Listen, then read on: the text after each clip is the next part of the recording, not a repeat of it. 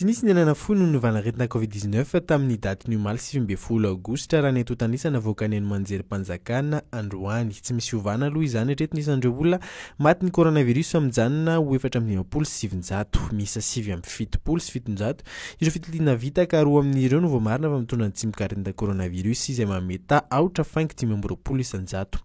Iray avy eto Analamanga ary iray avy any Atsinanana ankoatr'izay, miisa roa ireo sitrana. Miisa 720 amin'zato ireo Teratany malagasy nohona sy niasatany ivelany no tafoy an-tanindrazana androany. Ny angavatany Paris ary nigady no tiany vato ny fiaramanidina nitondra azy ireo tamin'ny fito latsaka folo maraina. Tonga nanatrikizany fahatongavana ny fiaramanidina izany ny ministra ny fahasalamam-bahoaka ny profesora Zely Andriamanatany mba ahafahana manara-maso akaiky ny fepetra ara-pahasalamana rehetra tokony ampiarina amin'ny fahatongavan'ireo olona ireo. Miisa 4 ireo sidina manokana voalazan'ny filoham-pirenena fa ampodiana ireo Teratany malagasy tavelany ivelany eto Madagasikara. Ny ampy iray ireo sidina ireo mbola misy 4 kosa ny sidina andrasana arak'izany dia amin'ny 20 sy ny 20 Aogositra, ny 20 sy ny 20 Septambra.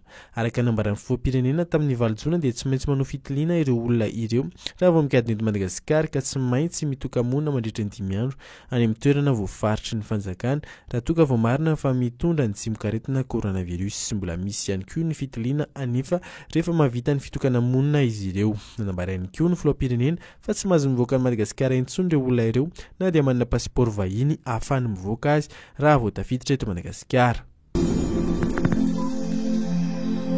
Nanao fanambarana ny filoham-pirenena an manoloana ireo tsikera nataon'ny olona mahakasika ireo ministra vao notendreny. Mandritra ny fitokana ny foto-drafitr'asa tany Tomasy ny fantany ho izy ny momba ireo ministra ireo taloha ary manaiky ihany koa izy fa misy amin'ireo no nanana olana tamin'ny fitsarana. Saingy tsy nilasa no antony nanendreny filohan'ny repoblika azy fa ny programan'ny asa izay natolony.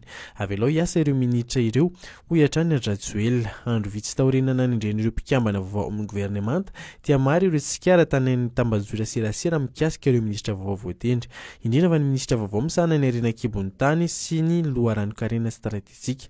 Tsy afaka nandray ny fahefana araka izany Brisa Rendrena Solo nametra-pialana izy ny alakamisy teo ary nanambara fa ny mba tsy hisy ny korotana ary ho fitsinjovana ny firenena no antony nametrahany fialana.